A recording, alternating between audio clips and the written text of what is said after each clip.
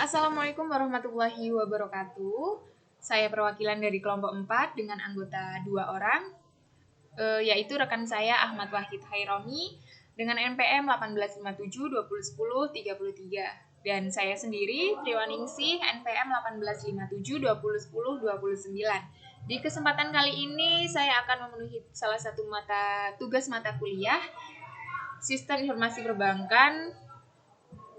Kebetulan diampu oleh Bapak Rukin Sudarwanto, SPD MTI.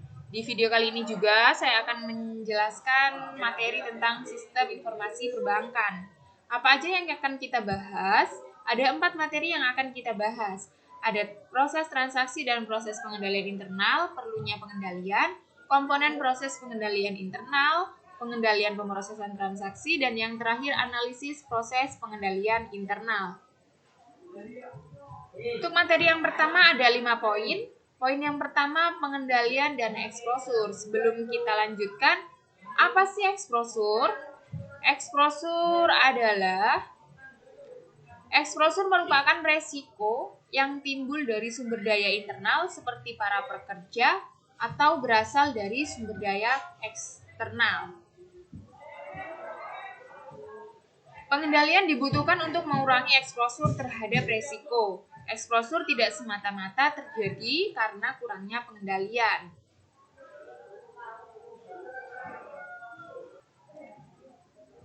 Pengendalian berguna mengurangi eksposur. Tetapi pengendalian tidak dapat mempengaruhi penyebab terjadinya eksposur. Yang poin kedua ada eksposur umum. Eksposur umum ada 8. Penyebab eksposur umum ada 8, yaitu biaya terlalu tinggi. Yang kedua, pendapatan cacat. Ketiga, kerugian akibat kehilangan aktiva. Yang keempat, akuntansi yang tidak akurat. Kelima, interupsi bisnis. Keenam, sanksi hukum. Yang ketujuh, tidak mampunya bersaing. Yang terakhir adalah kecurangan dan pencurian. Poin yang ketiga, kejahatan kerah putih. Kejahatan kerah putih ada 3, kecurangan manajemen, yang kedua pelaporan keuangan yang menyesatkan, dan yang ketiga adalah kejahatan korporat. Poin yang keempat, ada pemrosesan komputer dan eksposur. Banyak aspek dari pemrosesan komputer yang cenderung meningkatkan eksposur organisasi terhadap peristiwa-peristiwa yang tidak diinginkan. Yang terakhir ada tujuan pengendalian dan siklus transaksi. Manajemen harus mengembangkan secara detail tujuan pengendalian untuk setiap siklus transaksi. Tujuan pengendalian ini menjadi dasar untuk analisis. Siklus transaksi. Apa aja siklus transaksi? Sebentar. Siklus transaksi ada 4, yaitu siklus pendapatan yang pertama, siklus pengeluaran, siklus produksi, dan yang terakhir adalah siklus keuangan, yaitu ini untuk siklus transaksi.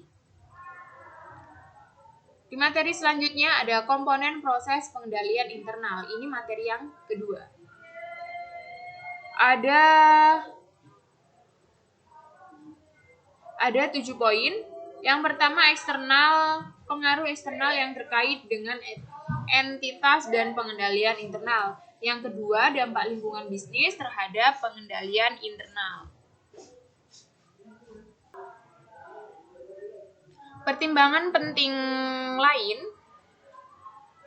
ini poin yang kedua, dampak lingkungan bisnis terhadap pengendalian internal, yaitu pertimbangan penting lain adalah proses pengendalian internal suatu entitas bervariasi tergantung pada konteks, ukuran, organisasi, struktur organisasi, karakteristik pemikiran, metode transmisi, pemrosesan, pemeliharaan, dan mengevaluasi informasi, persyaratan legal dan regulator, diversitas dan kompleksitas rasi organisasi. Yang ketiga ada lingkungan pengendalian. Lingkungan pengendalian merupakan dampak kumulatif atas faktor-faktor yang membangun, mendukung, dan meningkatkan efektivitas kebijakan dari prosedur tertentu. Dengan kata lain, lingkungan pengendalian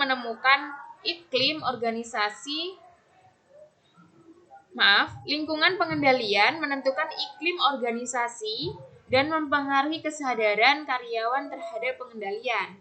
Ada beberapa faktor dalam pengendalian lingkungan.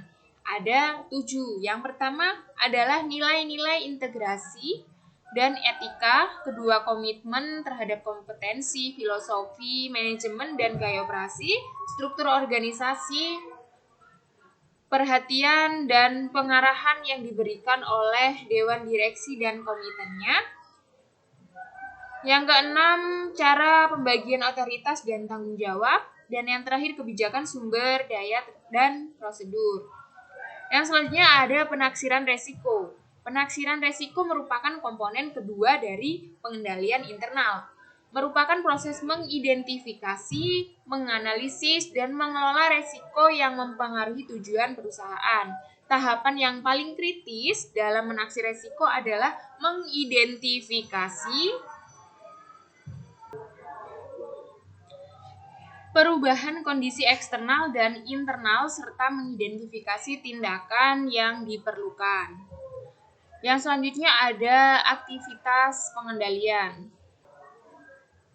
Menurut James A. Hall 2011, aktivitas pengendalian atau control activity adalah berbagai kebijakan dan prosedur yang digunakan untuk memastikan bahwa tindakan yang tepat telah diambil untuk mengatasi resiko perusahaan yang telah diidentifikasi.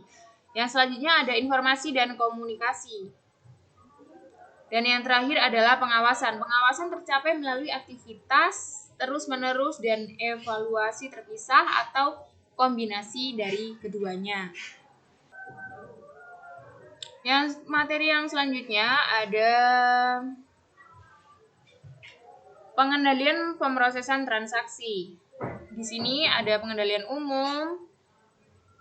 Menurut George R. Terry, pengendalian umum dapat diidentifikasi sebagai suatu proses penentuan apa yang harus dicapai, yaitu standar.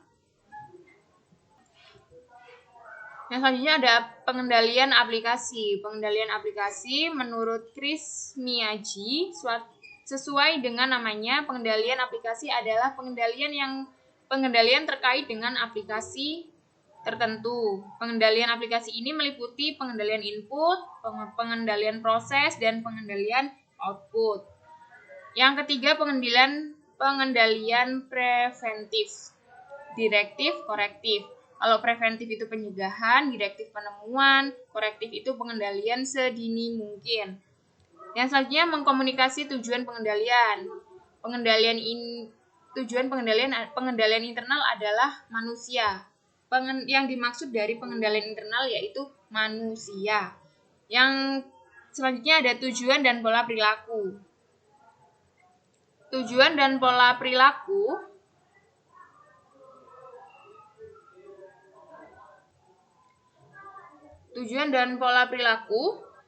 tujuan utamanya adalah produktivitas, rehabilitas informasi, dan menjaga kekayaan organisasinya juga merupakan tujuan yang penting. Dan materi yang terakhir adalah analisis proses pengendalian internal. Ada 2, yaitu teknik analitik dan ilustrasi analisis pengendalian internal. Teknik analitik yaitu kuesioner pengendalian internal merupakan salah satu teknik analitik yang lazim digunakan untuk menganalisis pengendalian internal. Ada 2, yaitu flowchart, analitik, matrik, pengendalian. Yang kedua, ilustrasi analisis pengendalian internal. Proses pengendalian internal secara rutin mengumpulkan informasi mengenai pelaksanaan tugas-tugas, transfer otoritas, persetujuan, dan verifikasi. Berikut adalah materi yang saya jelaskan. Mohon maaf bila ada salah kata. Semoga bermanfaat. Terima kasih dari saya. Wassalamualaikum warahmatullahi wabarakatuh.